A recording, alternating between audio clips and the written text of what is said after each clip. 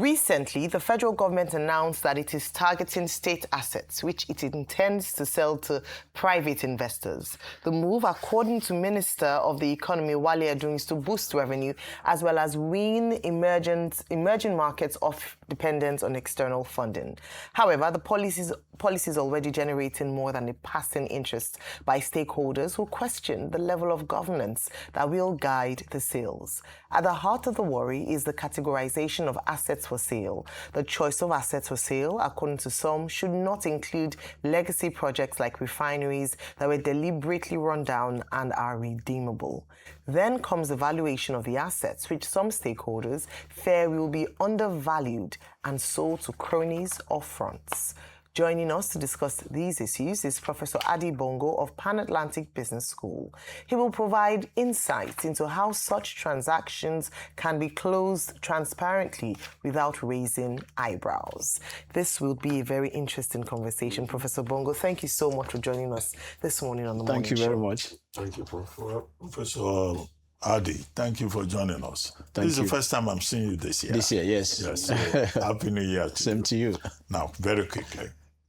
Just this morning, we were discussing that the federal government is planning to borrow 17.89 trillion naira to fix budget deficit. The same government had said, through Mr. Wale Edun, coordinating minister of the economy in Davos, that, okay, this will be majorly, we'll borrow, but it will be majorly domestic borrowing. With the private sector saying no, that will crowd out the private sector from even having any leg room, and that will be counterproductive. Now, the same government has also said, oh, we're going to sell assets. Which assets are they going to sell? Even if we're going to sell assets to fund deficit for 2026 budget, the process involved. You have to go through National Council on Privatization. You have to go through BPE. You can't do that in 1 year. So clearly there's a revenue problem, whether they say it doesn't exist or not. And yet we have foreign reserve of $50 billion. So, I mean, you are the economist. So does it make sense? Why are we putting money in foreign reserve and we are saying we can't even cash back the budget, which was a discussion yesterday at the Senate Committee on Finance? First, on the foreign reserve. The foreign reserve is not really money available to government. I mean, it's kind of a signal to the external performance of an economy, in the sense that you are no longer in dire deficit when it comes to your interaction with the rest of the world. Okay, so when we're looking at the primary income account or the secondary income account, which is all part of the external balance, it means that, okay, so you are not in deficit against the rest of the world. So you are somehow surplus. And then you have some sort of, you use the word leg room when it comes to import cover, more than 6 months or something like that. So it's kind of a signal to the rest of the world that, okay, these people seems to have their acts together. But it is not really money available to government to use as it pleases. So I think we need to rest that. Then on the issue of borrowing, selling of assets, and all of that, I think one thing I found about this government is this selective implementation of certain policies. The sale of government assets or total government hands-off from, management of commercial interests in the economy was part of the recommendations we saw with Oronsaye report. I'm sure that you were in government when that report first made its appearance. Now, we thought that when the government came into power in 2023, that the first thing that would happen, because with the removal of subsidy, with the harmonization of the exchange rates, and then the government that was serious about reforms, we thought that they would start the, wholesale implementation of the Oronsaye report. But that did not happen. So we have a government that is still over-bloated, in the sense that recurrent expenditure is still a huge chunk of the national budget. And now we are running a deficit. Deficits, fiscal deficit was dropping considerably 2024, 2025, but now it started to climb again. And I think that is what is pushing them into this frenzy of looking for money from left, right, and center. It's not a problem to borrow because, again, we have to look at the data, and I want to believe that the data they are releasing, is credible enough. I don't have the powers to really interrogate the data, so I take what is given from the National Bureau of Statistics or from the Debt Management Office of the Federal Ministry of Finance. So the data that we have shows that when it comes to debt to GDP ratio, Nigeria should be doing very well, maybe the lowest in Africa. We still have up to 17% before we reach that the threshold, the World Bank, IMF threshold of 45 or 60% or thereabout. So we're still well below that. So that, I think I spoke about that when last I was here, that once they look at that in index and they see that they have some legroom, nobody will stop them from wanting to borrow more. But the challenge I have with the borrowing, just as with the sale of assets, is that we do not have the institutional mechanism, the framework to really hold government to account. So nobody has what it takes to really, for instance, we're talking about how do we establish the true valuation of these assets to make sure that the right prices, even when they pay the right prices for the assets. Who is there to supervise the utilization of the? We've seen these things before.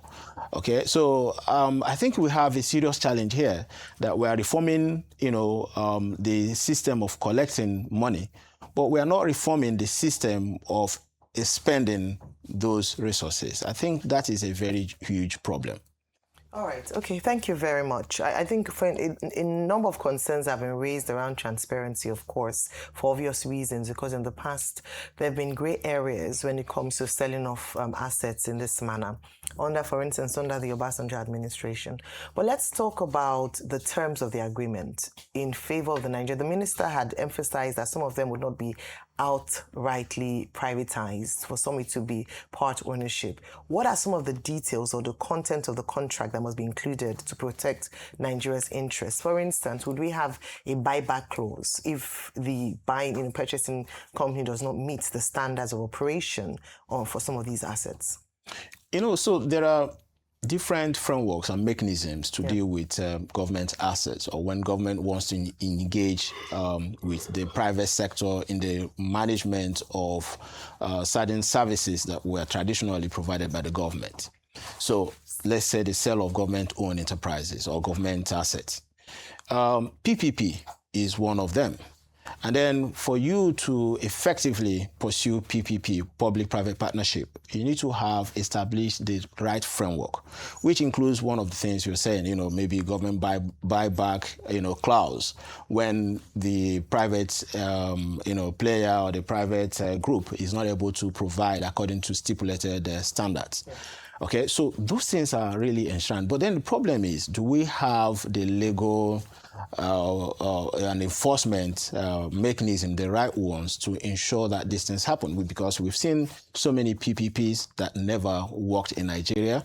So, in fact, if you ask me, do we have any really functional PPP today? The one that everybody says about has to do with the Azura power plants in Edo State. But then when people look at the books and how that was procured, okay, there are so many questions being asked. So what am I saying? Does the government have the credibility even to pursue effective and efficient PPPs? So the legal and regulatory framework are still not in place. Even if they are in place, we do not have the legal institutions to really protect such transactions. Okay. In the past, I don't want to use the word government sell-off. Hiving off assets by government has been to cronies.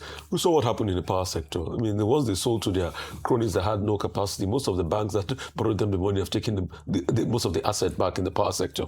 So as regards that, it's a joke. It's shambolic. Secondly, we are also merry-go-rounding a budget that is also shambolic, a budget that can be cash back, a budget that the performance is very low. But at the same time, the government is running a casino economy. Pure and simple.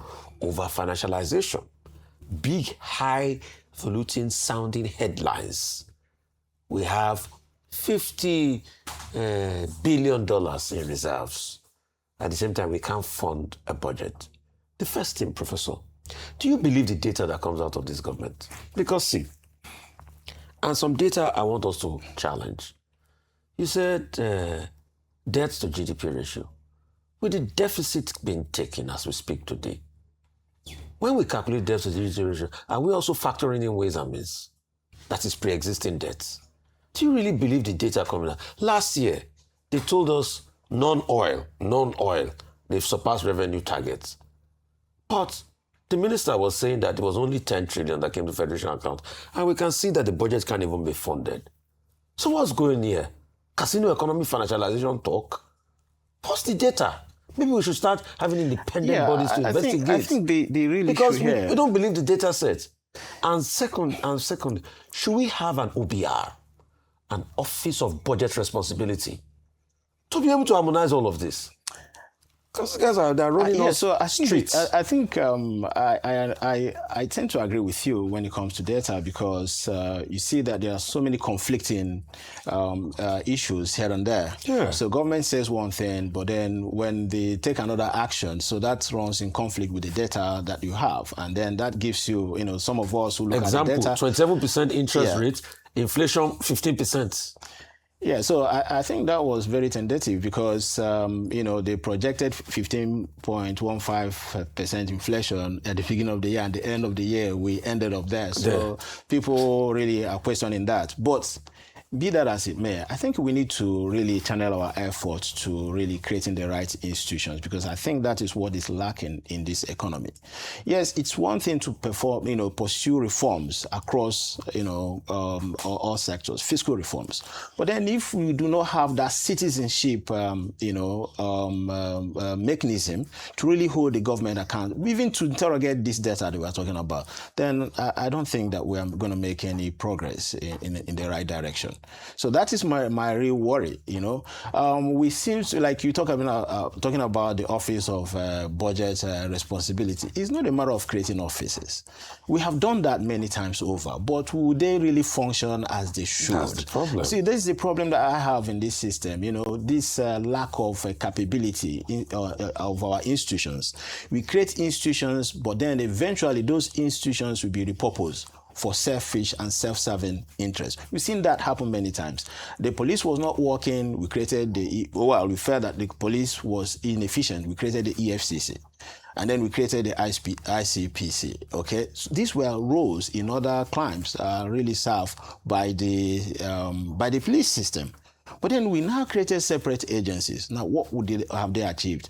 They've been turned into self-serving, selective justice systems, which really worsen the situation. So it's not about duplication of roles, but we need to really begin to look at how we can make our institutions do the right thing and protect the citizen interest, because that's the problem that we're having in this system right now. Okay, Professor Bongo Adi, thank you very much, and good to see you in the new year.